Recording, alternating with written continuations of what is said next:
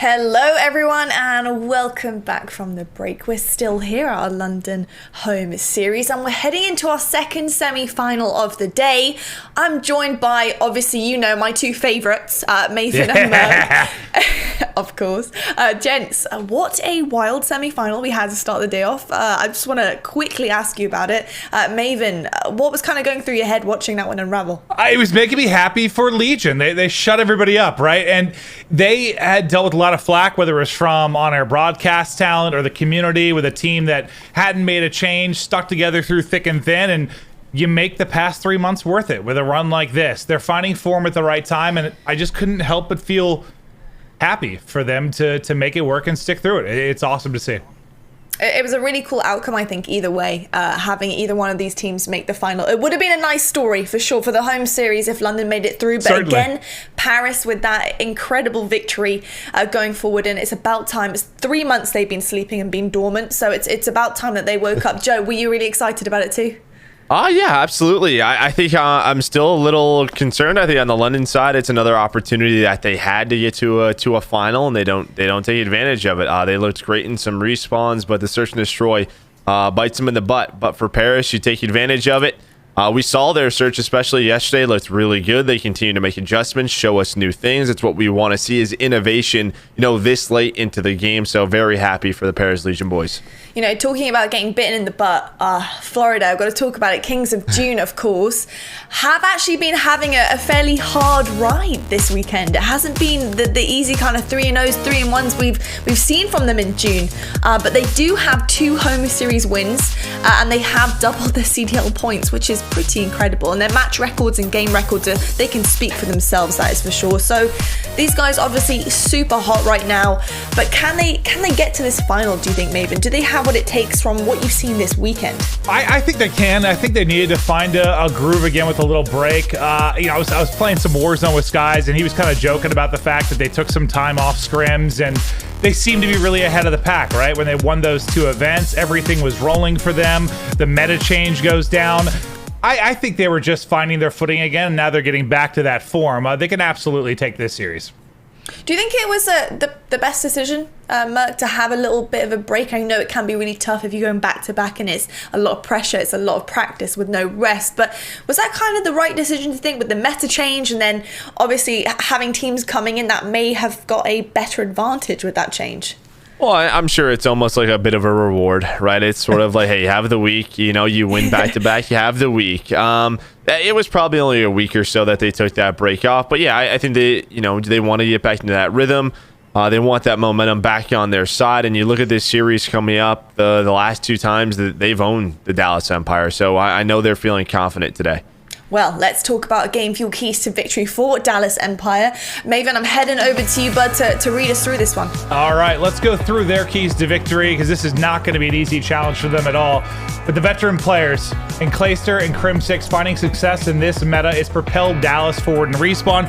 They need to keep playing well, because in this matchup, against them, Skies, the main AR for them has dropped a 1.5 against Empire. So he has been frying. Clay and Crim6 are going to have to battle that, and they need to continue their excellence through CDL Sunday. Their overall KD versus New York, Clay at a 1.24, Crim at a 1.15. So putting pressure on the veterans to make plays, and I can certainly understand that. Now we're going to go to the game fuel keys to victory for Florida Mutineers. Joe, Merc, talk to me, man. What's happening with this team? Oh, well, I actually can't wait to see what Nameless has said. Hardpoint has been weaker this event, and yeah, I think it's just sort of difficult from time to time when you're playing the best teams in the world to always win hard points. It's just never going to happen. Convert those AR kills into control, and I think what Nameless is talking about here, you see the stats that Skies and Awakening are sort of putting up. That should relieve some pressure, and you have to be able to, maybe if you're those submachine gun players, to win those 1v1s and give your team control, then get Havoc and Frosty going. That's what I'm talking about. Those are going to be the guys that are really pushing those cuts out, pushing the map out, getting control of the hill. If they're able to win their 1v1s with guys like Skies, Awakening, Pharaoh, the events that they've been having, watching over them, it's going to be tough to stop Florida. It is indeed. We're going to head to our predictions, brought to you by Sony's Xperia smartphone. Maven, I'm starting with you, pal. It's hard to do predictions, I know, but give me what you can. This one was very tough to call. had it been before this weekend, I think I would have been very comfortable taking Mutineers. But with how this weekend has gone, I think Empire have looked to be in better form right now. I want Empire 3-2. Okay, I think that's solid. All right, Merc, what are you going with? You know what? Atlanta FaZe, we've allowed them to have a rough couple of weekends. We know how skilled this league is, so I am sticking with the top dog. I'm sticking with Florida. In a Game 5, I have been impressed with the Dallas Empire, but the fact is, you look at this matchup the last 2 times, it's been Florida's matches to win. I'm sticking with it until something changes. Right. I mean, you can go either way for sure with these two teams. It's really is a toss-up. So for me, I'm just going to pick Dallas just based on what I've seen this weekend and how I feel like Florida are just lacking just a touch. I think going against OpTic kind of brought a new experience to me watching that go down. So I think Dallas might just have the edge on this one. But gents, I think we're ready to get into this next semi-final. I am so pumped. I want to know what's going down. I want to know who's facing Paris in the finals. So gents, please, without further ado, take it away. Thank you, Lottie. And yeah, I'll tell you what, Joe, it didn't seem at first when this weekend kicked off like the Empire win over Paris was that impressive, right? With Paris's form, but now it's looking a bit better, isn't it? Yeah, no, it sure is. You know, the way Paris is able to get to the final and really grind those series out. But I mean, again, you take that map one away. They were very close games with the Dallas Empire, but they're able to clutch up and, you know, Dallas 3-0 New York, and then Paris is able to take them down. And then on the Florida side, I guess because it's the new roster, we're just not quite exactly sure how good OpTic Gaming LA is. I think they're going to end up being a very solid team with the maps they were able to take off Florida. But it did show, I think, some chinks in the armor. Yeah, I think your comparison maybe to FaZe a little bit is accurate. Like, they look vulnerable, but if they're going to clutch up at map 5s and go the distance... Yeah, what's it matter? Exactly, it doesn't really matter. But this, more than likely, going to be their toughest opponent of the weekend as we get ready to hop into map 1 of our second semifinal. Who's going to be facing off against Legion? Will it be Empire? Will it be Mutineers? Both teams trying to get to another final, another home series victory. 2 of the top dogs all year. Yeah, and this is when they first matched up. Well, when they last matched up at Paris, where Florida was able to win 3-1. Gunrunner they played. Florida was able to win that one 250-169. But a very good map for really both of these teams. On the Florida side, 7-4 overall. On the Dallas side, they have played this map 17 times now, sitting at 10-7. That's quite a few. That's a lot. Yeah, when we look through the overall best of 5, like, for the most part, it looked pretty good for both teams. And that'll happen a lot when you have 2 top teams. But both. Lots of repetitions throughout this best of 5. Lots of wins through this best of 5. Might just come down to who's hotter today.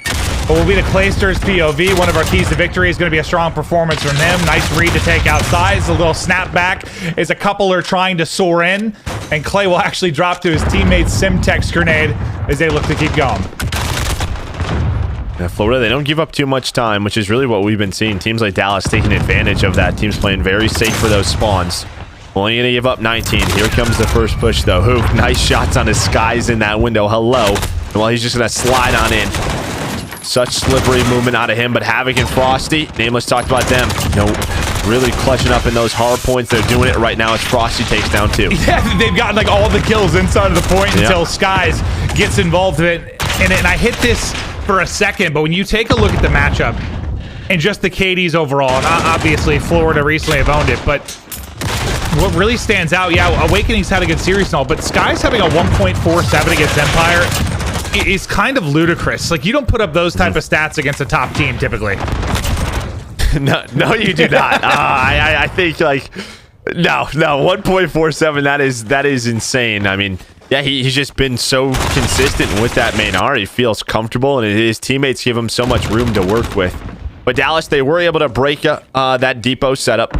They're able to find, about 25 seconds there as we rotate over towards Minecart. And this has really been a hill that teams have gotten very, very good at controlling. You see the rail control by Florida, but Dallas are going to try to push through towards this warehouse side. Bit of a pinch coming in. Top side, bottom side, both being hit, trying to spawn out the players from Mutineers. It gets dicey inside of the point, but Illy, Clayster, Hook, all able to get involved. And there's the flood on through, and there's the break. Still back warehouse spawns for Mutineers, and they'll be able to battle this. That number 1 mid-map in Shotzi has got a good position inside of green to come up behind multiple players and delay this collapse coming in. And he's still diverting attention. Shotzi was able to take down 2. And man, did he take pressure off of the hard point. So more and more time over to Empire. Now up 50. Yeah, Shotzi's going to worry about this rotation. You still have 2 players here. And Minecart's a great position for our next hill because they're going to continue to spawn towards that back warehouse. So Florida are going to want to clear this. Frosty, he's going to go back not only for the scrap time, but fight for this position. Because an AR like Crim can cut off the reinforcements that the Florida Mutineers are looking for. They're able to take it back. Now comes the pressure towards the front of the hill. If you're Mutineers, you need to make sure Empire aren't getting a lot of time here, and you continue to hold on to these spawns, start to rally back into it, because we're now 4th hard point in. They've only put up 33 points. Not averaging many points a hard point at all up into this point. Their guns have got to get hot. They've got to come alive. When you take a look at the slang overall, though, it's basically even. Like, it really is right around even. If it wasn't for Hook at 15 and 8, really kind of carrying the slang side for Empire, this might be a big outslay from Mutineers and trailing by 60. Well, it just, to me, what that tells me is they're not getting, when we talk about like Atlanta phase when they rotate early and instantly, like they lose those first gunfights, I think that's kind of the story here. What, on the second hill at Depot, you had that happen. At Minecart, where you had this setup, they lose those first gunfights, and they're getting the kills maybe to, I don't know, contest sometime, but not to get majority of it. But here at Warehouse, it looks like they have some great positioning as they're controlling middle of the map. Yeah, surely need to do better here. Forest side completely locked down by Mutineers for now. No chance for a pinch attack. Everybody going to be hitting now from the minecart side of the map. Shotzi and Illy able to get entries, but there's still a presence here in the back from Frosty. Sky's inside the point as well. So far, so good for Mutineers. There's the clearance, and this is going to be really their first solid hold of the game. Is that 5 down for Empire? Shotzi trying to fly on through Awakening, just creeping on up with the prone. Crim, he took down one of his teammates, which I think slowed down the push for Dallas. Was able to find one more. You can see Florida, they're trying to fly on through. They're already worrying about these next 2 hills as Dallas is fighting for it as well. So gonna get that scrap time if you're Frosty, but a majority of the fight's over here at Crates, and Dallas was ready for it. They're able to find those 3 kills. Nice reaction there out of the Dallas Empire off spawn. I think as Frosty rotates at the hard point, he's currently on 4 in a row. We'll see if he can get into the action and maybe keep that streak going. Wow. Joe, what'd you see? I mean, just they get all those kills at Crates, and I don't know if Dallas, it's just a spawn that Florida was blessed with. Not really going to explain it. Just a good spawn comes in for Florida. Well, let's see if Florida can turn that into points when we get to our next hard point. All the way back inside of Depot will be Skies just holding on, making sure they retain that as Dallas try to push out a big lead that they once enjoyed, but they get the rest of this time, and Mutineers can this time lock it down. We'll be right back to a round to tie game. Number 2 and 3 in the minimap, and Crim and Clay are starting to try and work that top side of the map, top side of tracks, and see if they can get anything done. It's Awakening up there trying to hold on and make sure they can't get in a position to influence these spawns at all. And as the next hardpoint gets ready to pop, no one from Empire was able to kind of sneak through enemy lines. Lovely wallbang there from Skies. And the same position he was in last time. He's going to have another 1v1 versus Illy. Skies is going to take down 2. Clay's going to be the last one up. And unfortunate for Empire that spawn is going to hurt them, as the first 20 seconds going to go the way of Florida. Well, the kills all go in the way of the Mutineer side. So far, so good. Down 15, 5 in a row now for Skies. It was Frosty with the killing spree throughout the last hard point. Now Skies just need ammo, as he has 3 bullets in the clip there. He's able to find some of Shotzi's ready and waiting for him at the front door. It's a killing spree for Skies, followed up by a killing spree for Pharaoh. The gun's hot for Mutineers, and now the slaying advantage may be starting to show some net positives for Mutineers. They haven't been able to get the lead, but they've made this game highly competitive. Over on the other side of the map, it's the veterans again on the early rotation. Crim 6 and Clay ready at minecarts. But setting up this pinch is going to be Havoc on one side. Yeah, I think really the person that made this easy on the rotation was Shotzi. He got 3 out of the hill, forced them to sort of wrap back for the rest of the time. He went in with like 25 seconds and really forced this rotation. and not have a lot of pressure. So Shotzi really making the play early on in this hill, and now it's his turn inside. Gonna slide on through, but does get cut down. The trades right now, great for Dallas Empire. Yeah, and where Empire have had a couple nice breaks, it feels like Mutineers are going to need one if they're going to have a lead change. Is this the chance to do it? One more one-on-one inside. It's up to Shotzi to try and win this fight. Havoc doing a good job contesting. It's actually Frosty. He's able to take off his head over the top of the card. So Mutineers able to get in and at least try and enjoy the final 20 or so seconds of this point. Over on the other side of the map, person in position early. Again, going to be Clay. Illy going to be there to back him up, and we'll watch Pharaoh's POV as he tries to get control of mid-map. Unfortunately for him, there's going to be one more there. Straight over to Clay we go. That stun is going to hit. Nothing is unfortunately gets a little more contact than he wanted to. Yeah, Hook though going on that minecart flank, and he might be able to just try to flip spawns. Yeah, he sneaks all the way through top side of the minimap, so he's at warehouse. Dallas know this, and getting taken down right now may not be the worst thing. Shotzi's going to win this fight, and where is Florida going to spawn? Okay, so they're still spawning over by minecart, and I think due to that position, Pharaoh knows that something is up, so Pharaoh backs on up. All the kills going away at Dallas, and now they have to try to find Hook. This works out so well because Florida knows that they spawn into a sort of odd position. Dallas is going to work for this time, and Florida has to fight for the new spawns, but it's Hook. Hook who made the playoff spawn, allowed them to get all that time. Yeah, right? Like, Mutineers couldn't throw anything at that hard point because they were so worried about it. Now it looks like they're going to win the rotation as well. They've got Mutineers spawning top right of the map. This is such a good transition from Empire if they can hold on. Hook doing everything right now, nearly able to take down Havoc as well, but there's still support in the form of Illy and his M4. This will be back-to-back hard points, and what could seemingly end the game if Empire get a nice hold here. Hook, Illy combine, I believe, to take down all 5. Illy keeps rolling. What a stretch from Illy. It's 7 in a row. I need a gun. I need ammo. I need something. And there he's able to find the MP5 and try to keep this streak alive. And, well, I don't know if he's going to have any pressure. His team doing such a good job controlling middle of the map. There's going to be one more push here. Awakening going to be the first man up. Got to run into the streaking Illy. Able to go on that 8 spree. Nice snap with that MP5. Able to slide back through. Florida still trying to give it their all, but it's Crim with a 2-piece with the knife. They are going to slow down and win that map number 1. A great play out of Illy and Hook towards the end of that game. Yeah, but I almost feel like, you know, we talk a lot about kind of the first domino and how it could snowball a little bit.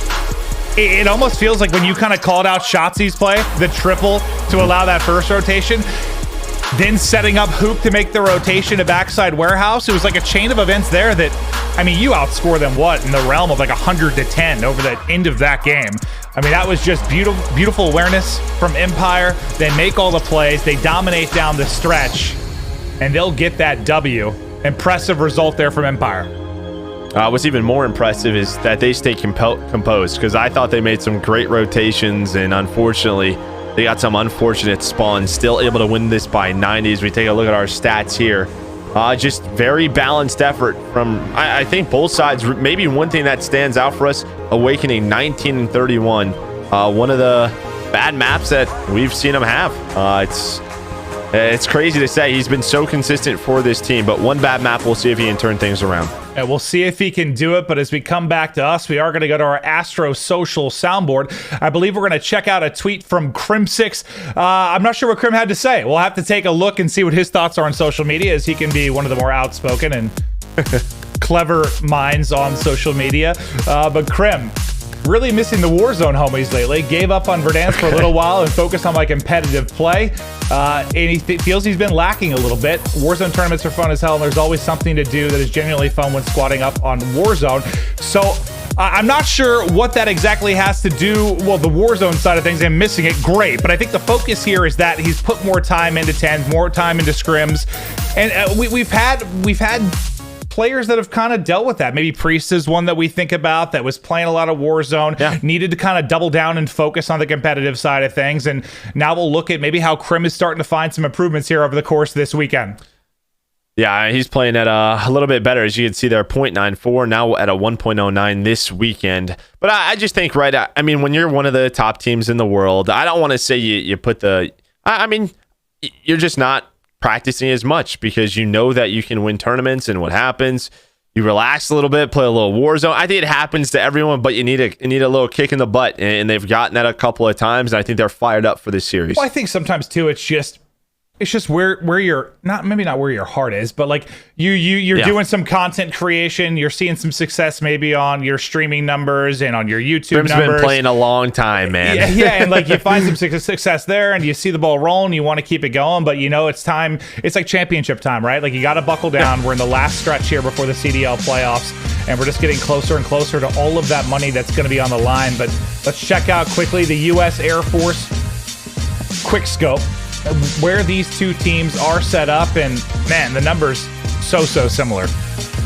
Yeah, they are pretty equal, and obviously for Florida, it's really the last. It's June that really turned things around for them. That puts them in that top 4 as they're able to win back-to-back events. But yeah, 19-9, 64-52. I'd love to see like a before and after type thing. Yeah, that'd be great. Just where they were beforehand. But here's our U.S. Air Force maps and modes. We just got done with Gunrunner.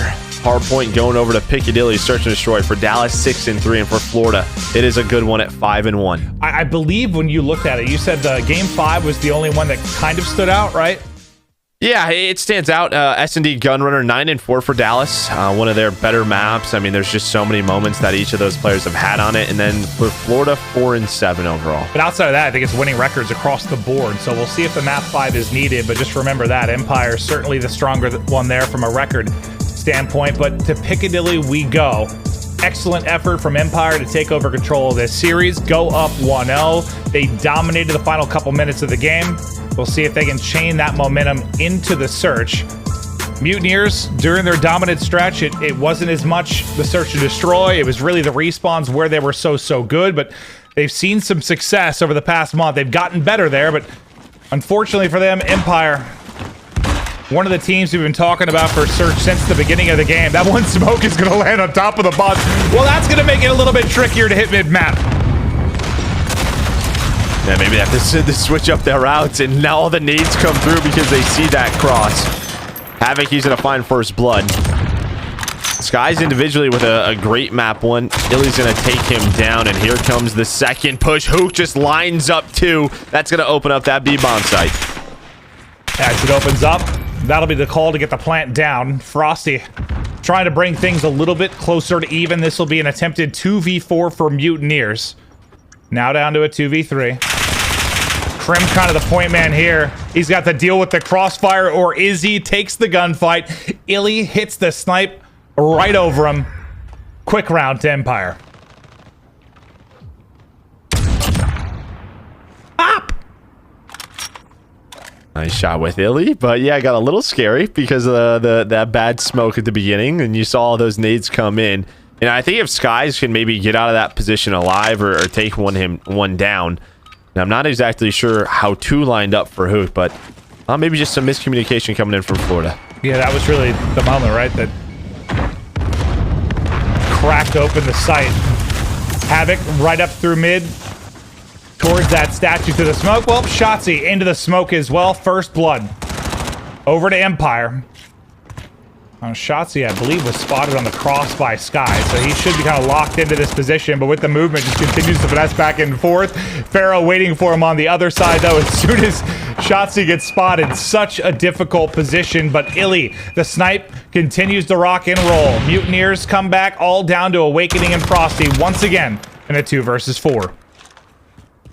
I mean, Shotzi, obviously, he finds the kill early on, but also just so much information so his team can, throw those nades over, rotate over, get ready for the trades. He knows he's in a tough spot. It's going to be difficult for him to stay alive. They know that. They're able to find kills off of his death. Now a 2 versus 4. Awakening just trying to find anything he can, not able to do so. Getting picked apart as Hook will get the final kill. 2-0 to Empire, and they have dominated the early round for the most part, putting Mutineers in these tough 2v4 spots. And Illy, wow, is he hitting with the snipe early in rounds. Now he's finding those picks, which is giving them that man advantage. You're really shutting down the ARs. The trifecta that we talked about with Florida, Skies, Awakening, Pharaoh, just what they're able to do with M4s. But when a sniper is hot, there's not a lot you can do. No, there sure isn't. Okay, you pull one out. Yeah, okay, there's the answer, Joe. There's the answer. That's how you answer back. Hook just pushes it, takes him down in underground. Now, this is where things have fallen apart for Mutineers, right? You've been in a couple 4v4s, but then suddenly you're in a 2v4. This time they make it a 3v3. Much better chance in the round, but a car blows up and Awakening goes down. Crim finishes the bomb plant. Up to a man advantage yet again, and that has been the story of the first 3 rounds. Illy, another snipe. Sky's forehead. We'll see you later. The angle there for Empire. 3-0. Just dominant stuff thus far. And it's just the map pressure. Like, what, last defensive round, it was Shotzi. This time, immediately when Shotzi gets taken down, it's Hook. What Hook does when he gets to the other underground, he turns some heads. Guess what that does? That opens up a lane for Clayster. He's able to get inside that shop. Then they have man advantage. They're able to get that bomb down. And, I mean, Illy obviously doesn't have a crazy amount of kills, but he's been super effective at least finding one. That's all it takes with the sniper sometimes, right? Just make sure you're walking away with a kill. Pharaoh has a sniper on the other end of things. But look how far back Mutineers still are. Maybe relying on that pick, but the pick comes from the other side. It's Illy able to hit another snipe. Now 5-0 start from him. Another first blood for Empire. And the Mutineers' offensive attack put to a standstill.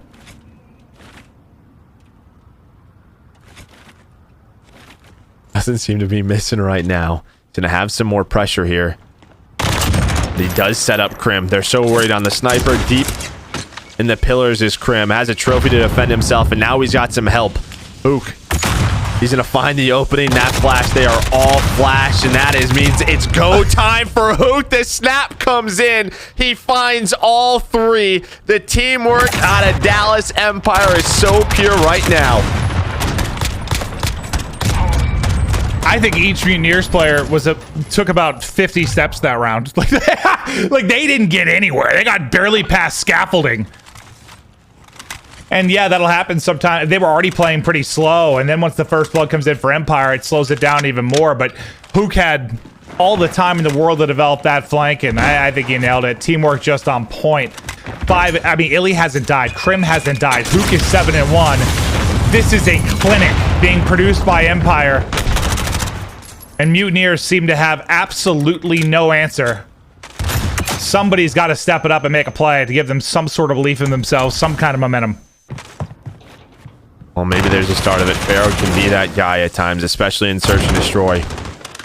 Skies is going to take down the bomb carrier. Pharaoh found Hook, middle of the map. Ooh. And, well, Pharaoh's going to find his second. Ooh, nice shots from Pharaoh. And finally, some numbers. Illy, I thought, dead for sure, but Awakening can't get the final bullet in, so Illy and Clay will now try to work the 2v4 clutch. We've seen Mutineers in this position so many times this map.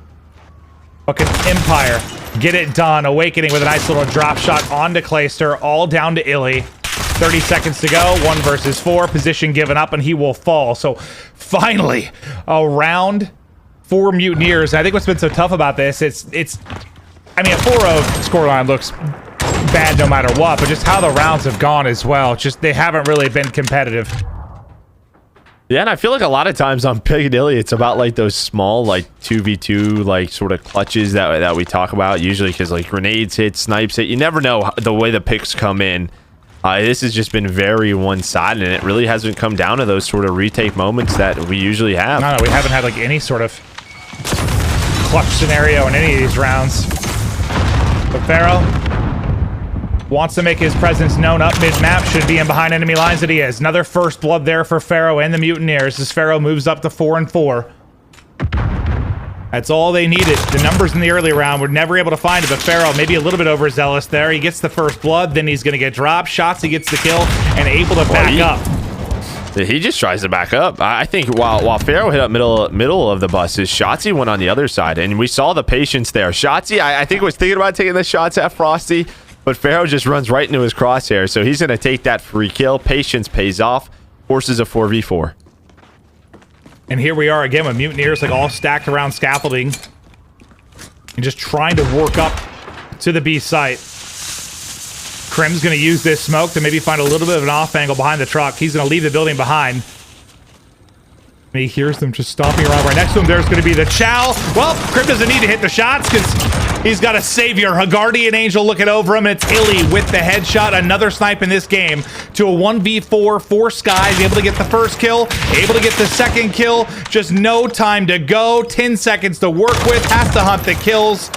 And that'll be an easy round finish for Empire. Nice shots from Skies, but in the end, not really going to matter considering the circumstances. Yeah, Illy watching over his boy Krim. I mean, Krim was dead to rights, but Illy had him. And then, well, because Krim's alive, he's able to shoot another one in the side. And this sort of reminds me of like the way sort of Wuskin snipes on this map. Just very efficient. Isn't shooting a lot, but the shots he's taking, they're hitting.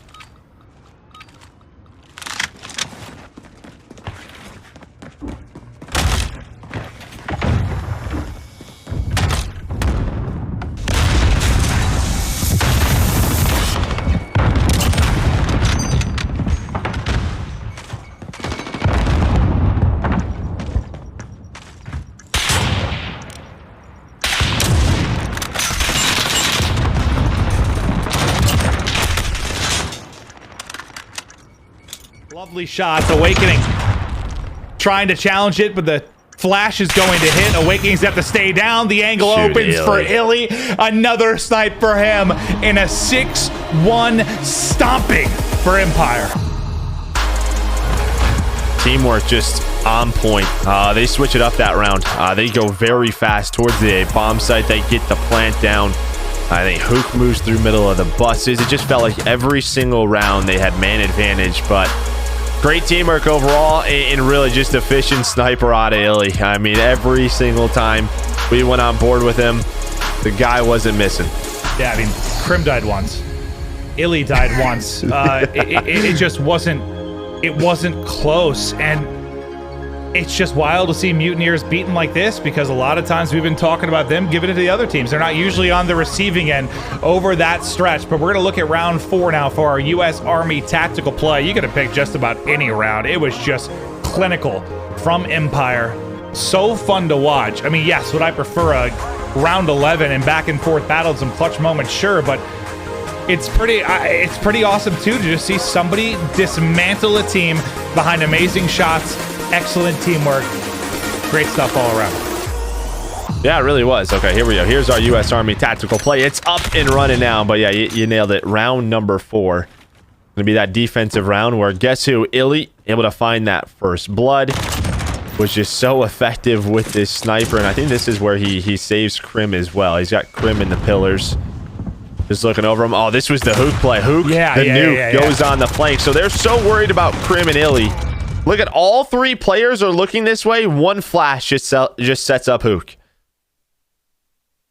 Little combo wombo there from Empire. Utility through, sets up Hook for 3 very easy kills as their screen's likely full white as they're trying to battle Hook the nuke on the flank.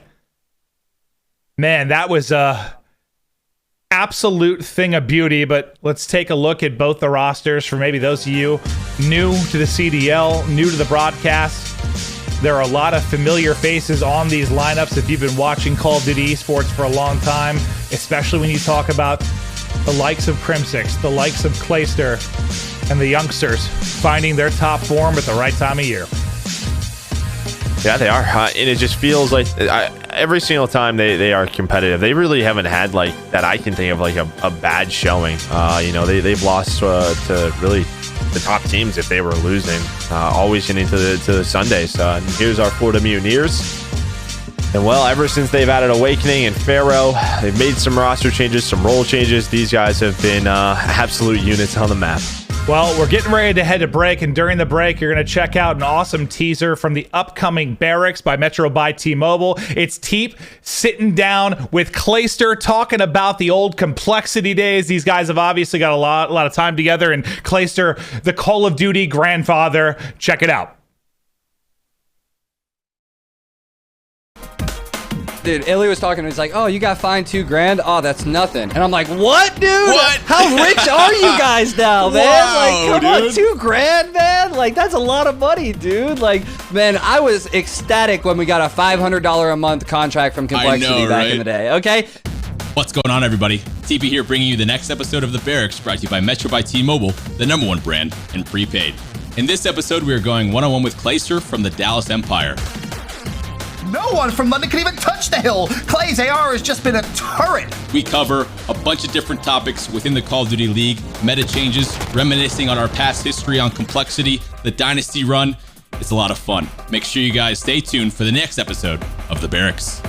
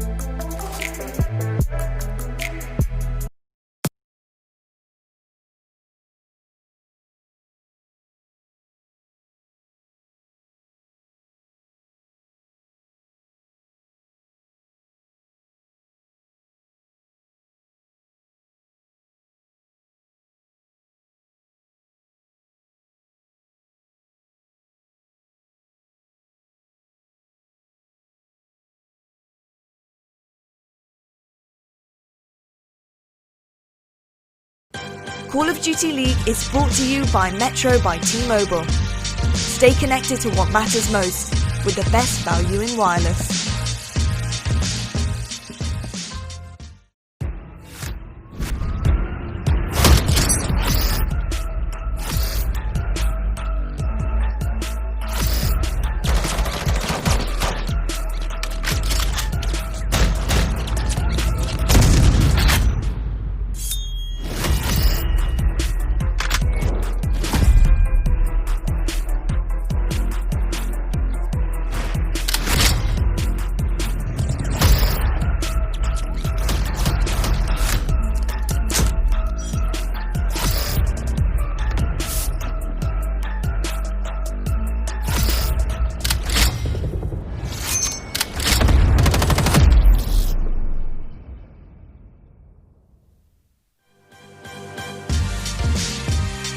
Look at those beautiful blueprints, Joe. It's a CDL Champs pack. You can get player signatures with stickers, sprays, charms, calling cards, and they all are awesome because they show a lot of personality with our CDL franchises. You can check them out in the Modern Warfare store. They are available now. Joe and I have decked out our guns. Check them out if you haven't already. They're wonderful. They are. You're wonderful. We're also seeing thanks, some of the signatures this weekend. I believe, I've been seeing them on the weapons, so I don't know if some players got them, but I love seeing them on broadcast. I really do. Oh, I didn't even notice that. Really? That's incredible. Yeah. Love that. Spice it up for me. Spice it up, Joe. You know I like it spicy. You do. You put hot sauce on everything. I ordered this pizza called the Hottie last night. It was covered in jalapenos, sriracha, crushed red pepper. Woo! Tell you what, in that shirt, they do call you Clint the Hottie Evans. That's what they call you. First tweet I got when this series started was, "What are you wearing?" So that's good. Yeah. That's good. But right now, Empire dominant control of the series, headed to domination, looking to close this out in a quick 3-0 fashion.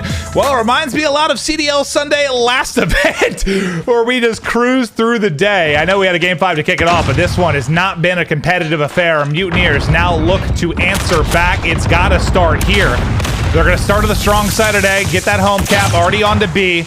Exactly what you want from a start. Now, how long can you lock them in?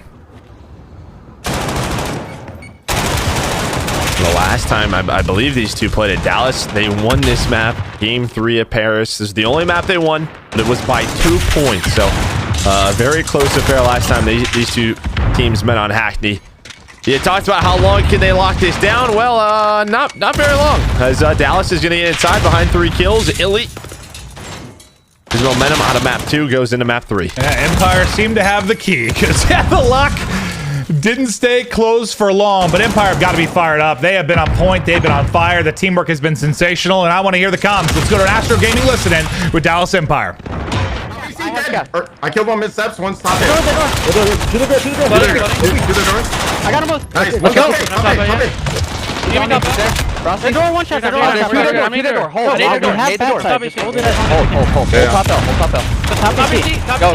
now. I'm looking at the door. Up cap then. He went down midstairs. Hold. He's gonna go top. Oh no, I thought he went down midstairs. You guys wanna wrap back? Yeah, we should wrap back and clear top. I'm already mid. I'll go one. Awakening green crate, push down, guys. Yeah.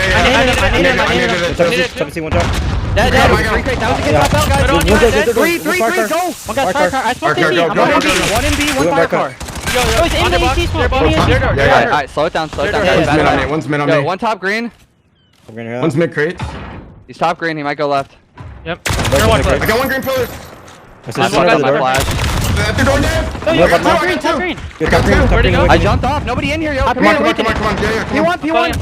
P1, crossing out weak. I didn't hit him. They're half full. Kill me. Slow down. Hold P1. They're gonna top L probably. Oh, he's AC.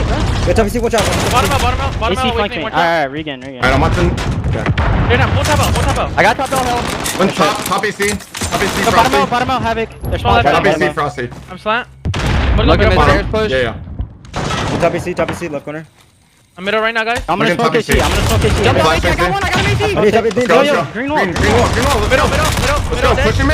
Push him mid. I don't know where these kids are. There's a guy green. This guy green. Honestly, they got P1. Yo, he's flanked mid. Yo, there's one. I'll tell you what, Joe. I was really... I don't know how Clay managed to sometimes sound like a coach and also play at the same time. Like, I know it was early in the listening, but he was just like... You know, he was basically telling him exactly what to do. Like, need the door, hold, the push roll now. helps. The roll helps. It does. But like, it's just impressive to listen to sometimes. And I know. I think a lot of casual players can relate to this. Like, I struggle to call out sometimes when I'm in fights and when I'm playing. But man, he is precise. It's cool to hear. Yeah, I think him and Clay, Krim also does a wonderful job. As hold on for a second, Florida. Trying to get that 3 cap. Can they get them off of A? It's who has a big one-on-one. Havoc's able to win it. So you have a 2 cap and a neutral right now. Yeah, I think the roll definitely helps Clay, right? That main AR sort of lets you slow down a little bit. Let's just look at the mini-map, see what's going on as you're just looking over a lane. It's a 14-point advantage for Mutineers for now. Remember, they did spawn on the strong side for this map. Empire have gotten A now, but not a lot of time to do damage. They can get a 2 cap for the remainder of this. We'll be looking at right around a tie game, but it's going to be Mutineers to get right back onto A. It's a 2 and a neutral yet again. Empire win the gunfight at B, so they'll be able to flip this quick and up and stay in the hump. But the lead has been progressing quickly over these last 60 seconds or so. Mutineers have really found a second gear. I have, and I think for Dallas right now, you're just trying to stop the bleeding. Can you put together maybe a last solid 50 seconds or so to try to just minimize this lead? Krim is going to get on C. They still have B. They should have a 2 cap for now. That'll give them about 6 or 7 points if they're able to lock that down and bring that lead down to 20, which I think is a good bad side of, between these two squads. And you kind of heard too in that listening where, you know how you and I talk a lot about, like, you can't go 4 or 5 down on A side, that's when the flip happens. And you even heard they went for it with like 3 down. I think there was a moment where they got 3 down and they wanted to go for that push. They didn't get it. They didn't get the flip, but that's your goal, right? Like find some opening where you can push through and flip. But let's see what the final tally is at the end of this half. That's great. Yeah, down to 16. It'll get it down to 16 points. Very manageable, while assuming you can hold on to A as well as Mutineers did up until about the final 90 seconds or so. But really, yeah, I mean, a solid half from both teams. Like, Mutineers, you feel okay about your lead. If you're Empire, you feel okay about starting on C side. Not to be confused with C side, the map in Black Ops 4. You're just starting on a different title, yeah. We'll go right in for it and hoop. Nice little double to kick things off. Insta control at B. You see that number 2 tucked away and Crimson all the way to their back building, just making sure no funny business on a opening heavy push. So they really had like one man on the home cap and him tucked away there. So you had like 3 players on B and they just dominated it. But now time for Awakening and the Mutineers to try and make the play onto the point. They're opting to push through and look for the kills at the front door. The neutral has started, but not a lot of progress there yet. Awakening still alive as he's on 3 in a row. 15 and 18. Shotzzy, though, just going to fly through and push that out. As there's a flurry of kills in and around B, and that should be to Mutineers, at least for the time being. Yeah, they just stayed alive inside of B. They didn't really go for it necessarily. Like, they tried getting on a little bit. You saw the nades come in. I don't think they had a trophy inside. That obviously helps things a lot, but their presence was still in there. I believe that's Crim now trying to neutral at C. In Florida, what they're going to do off this, probably try to push through on A. So a lot of pressure now on Clayster, Illy, and Hook to stay alive on that side of the map. They've got enough position there that they're still going to spawn safe. It's the back green spawn for Empire or for Mutineers, which is they read this so well. Exactly what you want. Big one-on-one win from Illy onto B, looking to finish up and secure this point. Lead from 16 now down to 9. Nice opening to the half from Empire. Yeah, they knew exactly as soon as they got those kills inside of being around B, where their positions were, where they were going to spawn Florida. They knew Florida were going to probably try to go for a 1A push. They shut that down. You have Illy, Hook, who were just on some killing sprees. They get taken down. Now Florida, as that lead just starts to diminish, going to have to make a play here soon. Well, thankfully, because of the opening lead, they're still in an okay position. But can he win this one-on-one? That might have been a big one, but Hook able to take it. Hook might be able to win a second gunfight. Hook goes big towards the A cap. He's just going to back it up and play it safe as he knows the pressure continues to come. Hook still here defensively. He is going to end up dropping, but at this point now, Illy is wrapped back to help as well. All the pressure from Mutineers towards this home cap of Empire thus far has been closed out. They've got a couple dead though now, and you spawn up kind of A-side green for Mutineers. So they're going to send 3 at this. This is going to prompt the neutral on the other side from Empire. It's really a great job by the 2 players from Empire, just playing so deep that the spawns don't come in too close to A. This could be the flip though. Hook has got to try and stay alive. Hook able to finesse away with his life for now. Just bide his time. Wait for more help to be able to come in. Finally, he's going to drop. That is going to be the flip that Mutineers wanted. I guess the only good thing for Empire is you delayed that as long as you could. For so long. Now it's CB control. Yeah, we remember what we talked about. You can all not go down at the same time, and that Hook play just bought them so much time. That lead now up to 11, and they can just play the clock. Oh. They know they don't need a 2 cap. Skies is going to have to run from that nade. And Dallas is just going to take their time. One player maybe going to hop on B. Yeah, he starts the capture now. There's a big one-on-one going down at C. Shotzzy able to take down Frosty. Yep. Good read. Nice pickup on the overextension through green. If they lock this down just a bit longer, they should be walking away with a 3-0 because we're getting close to that point where you're at that point where you're going to need 2 in a neutral now from Mutineers. Maybe a little bit easier to do from the A side. Certainly not impossible, but if they're going to do it, it's got to happen now, and Illy wants no part of it. 5 in a row from Illy before he drops. Shotzzy, the next man up to just secure this B side of the map. They're going to overextend towards C again. They know what's on the line. The player playing back for Empire is going to be Crim6. He's got the cross. He's going to spot the player going in, and we'll have a one-on-one on that side. But as long as they retain control of B, they're going to be in a good spot. 21-point advantage. It looks like Empire have done it. They come in 3-0, what we've called now the June Kings. What a stretch it was for Mutineers. But they are just not in the form to deal with this Empire roster that is firing on all cylinders. Now Dallas wanted revenge. They remember those 2 losses. They were close one time. They go to a game 5. The next time, Florida able to take them down 3-1 in back-to-back weekends. But Dallas, they were ready for it. Florida was not. Clayster showing some extra love here on Sunday. A little bit extra love. He's got the love shack, and he's got whatever's going on here. We're off that one. Awakening may have felt that one as hard as he's going to feel the 3-0. Empire take it 176 to 152. And I think the other thing that stood out here, we touched on it multiple times to start the series. Skies drops around a 1.5 in this matchup. He goes, I think, even 20-20 in map 1. Here, Skies is going to go 16-19. They didn't get dominated by Skies. They were able to match that pace, match that tempo, and I don't know, just stop him from completely frying them like he did in the last couple series. Well, they had Skies had there was moments throughout map 1 where he was really turning up. I think he might have finished that way because I think Dallas, right, they had like 2-3 hills in a row, but he definitely started that way. It was just I don't know, it feels like when I watch Dallas, there is a game plan. They know exactly what they want to do, and I know every team has this, but it just feels like they execute it to a different level than some other teams that we watch. And I think part of that is the comms from Crim and Clay. I mean, when you're listening to the call-outs, I mean, pretty much, I think almost 100% of the time from Illy, Hook, and Shotzzy, their call-outs are relevant to they killed a player, or here is where a player that killed me.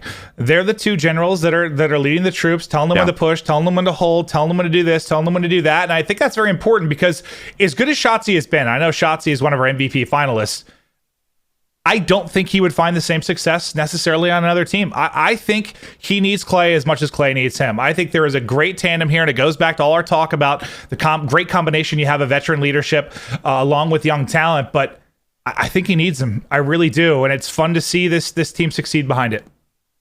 Yeah, and for Florida, their year not done. Obviously, have the postseason, but also the Toronto home series next week. There is some of the best teams in the world there, so Florida still with another chance to win one. Yeah, that event's real stacked. Yeah. But before we head to break, let's take a look at our scuff play of the game, and it's going to be Shotzzy. We're going to look at some highlights from him over the course of it. He had his big play moments, but I mean, you could say that for just about everyone in this matchup. And yeah, I don't think you give props to really any individual. I think it was a full team effort. Everyone did their job. Everyone played their role. There's not much more you could say positive about that series we just saw from Empire. It bordered on flawless. Well, what, you had the Illy streak at the end of game 1.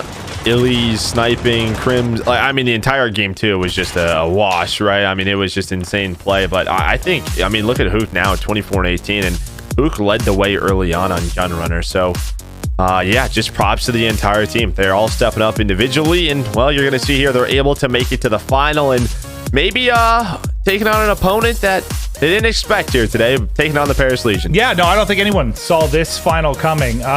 Props to Legion for getting it done. It has been a crazy run from them. I mean, the 3-0 over Subliners. No one had that on their bracket outside of maybe Zed's mom. I mean, that is just ludicrous stuff, and it's been very cool to see. But now I do want to transition over to a conversation, kind of like we were saying with Shotzzy. This is going to be our MVP recon presented by OpTic Gaming. We're going to highlight some players that have been in the conversation throughout the course of the year, and we're going to reveal another finalist. That's what we're going to be doing day by day at the Toronto home series event as well. But here are some of our candidates: Skies, Pharaoh, who you just saw, Simp, Celium, and Envoy. Just a stacked list of players this year, Joe. Yeah, and I just want to make sure everybody knows these are just candidates that we're showing. We're showing off who made the finalists. I think there were some people a little bit confused right now, but we're presenting the finalists. So what we had Shotzi yesterday. Everybody else we're showing, or that I've shown, has been a candidate up until this point. Yep, Shotzi, our first finalist. Our second, it is Celium of FaZe. He is our MVP finalist. Again, we're debuting these over the course of the next couple days. But if you're not familiar with Celium, the guy is a monster. Let's take a look.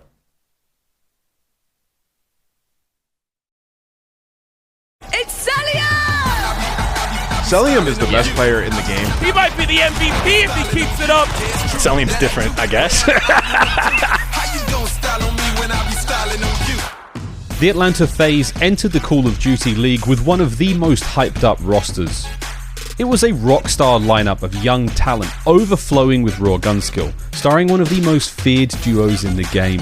The spotlight first locked onto them, Simp and Abizi, the Tiny Terrors, while their secret weapon Celium remained as but an afterthought. But it wasn't until the CDL hit Atlanta when Celium showed the world who the true terror was. Celium puts him down. Celium, making it look easy. Celium obliterated the competition in Atlanta, winning the tournament with a staggering 1.32 KD and the event MVP title. Celium, the old MVP, he's the lone man on the chart. FaZe, rise from the dead. Whenever his team stuck in need of a clutch or pushed to round 11, Celium is the one to make the hero play. Celium is Atlanta FaZe's S&D Slayer. He set the league S&D kill record during the Paris home series, dropping an insane 18 kill game versus the Toronto Ultra. Celium's extraordinary respawn performance as a flex player and his history of clutch S&D plays has earned him one of the 5 nominations for the 2020 Call of Duty League MVP, presented by Astro Gaming.